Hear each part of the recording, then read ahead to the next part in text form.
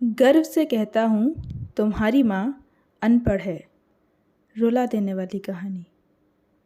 एक मध्यम वर्गीय परिवार के एक लड़के ने 10वीं की परीक्षा में 90% अंक प्राप्त किए।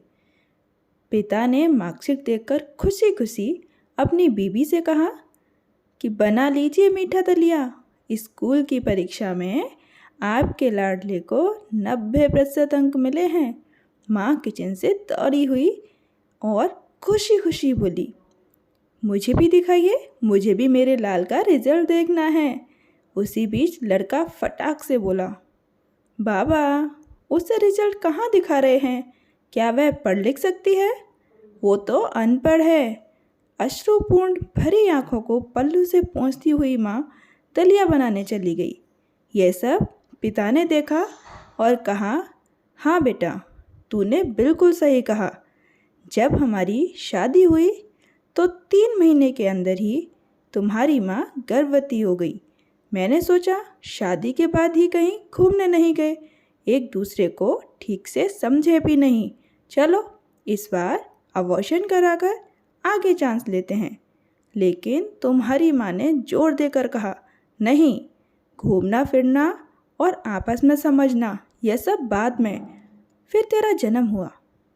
वो अनपढ़ थी ना। जब तू गर्भ में था तो उसे दूध बिल्कुल पसंद नहीं था। उसने तुझे स्वस्थ बनाने के लिए हर दिन 9 महीने तक दूध पिया। क्यों? क्योंकि वो अनपढ़ थी ना। तुझे सुबह 7 बजे स्कूल जाना रहता था, इसलिए सुबह 5 बजे उठकर तेरा मनपसंद नाश्ता और डिब्बा बनाती थी। क्यों? क्योंकि वो अनपढ़ थी ना।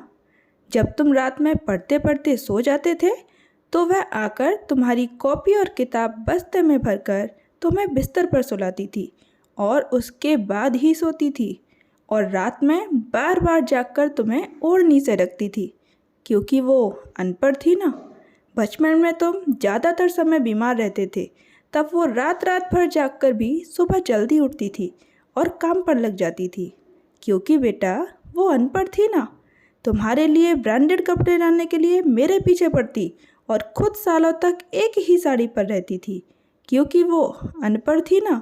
यह सब सुनकर लड़का रोते रोते अपनी माँ से लिपट कर बोलता है, माँ मुझे तो कागज़ पर 90% अंक मिले हैं, लेकिन आप तो मेरे जीवन को 100% बनाने वाली शिक्षक हो।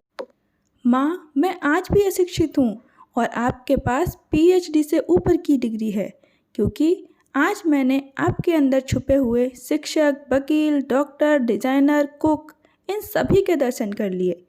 माँ मुझे क्षमा कर दीजिए।